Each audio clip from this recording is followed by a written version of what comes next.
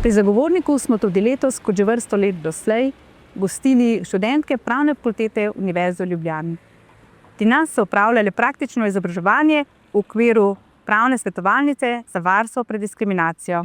Glede prakse si bom najbolj zapomnila to, koliko je pomembno na varstvo pred diskriminacijo gledati z večjih različnih kotov, koliko je pomembno pomagati posameznikom, ki doživljajo diskriminacijo, in hkrati, koliko je pomembno sistemsko se truditi za odpravljanje razlogov za to diskriminacijo.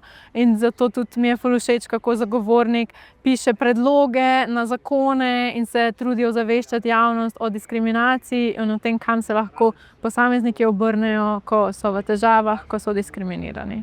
Jaz sem se za prakso pri Zagovorniku odločila, zaradi tega, ker imam v družini v bistvu osebo z invalidnostjo in sem čez celo življenje se nekako soočala tudi z izzivi, ki se pač te osebe z njimi soočajo, in mi je zelo pomembno, da na tem področju pač nekaj naredim. In praksa pri Zagovorniku je bila v bistvu perfektna za ta področje. Spoznali smo se tudi predvsem z ZIMI-jem, zakonom, ki skrbi za to, da bi se poskrbelo za izenačitev oseb z invalidnostjo. In zelo pomembno mi je bilo tudi spoznati in dobre vidike, kjer so bili napredki in kjer v bistvu kljub temu zakonu še zmeraj ni zadoščeno vsem standardom. Recimo dostop do stavb, čeprav je bil zelo dolg rok za to, da se to zagotovi, v bistvu zdaj praksa kaže na to, da temu ne bo zagotovljeno.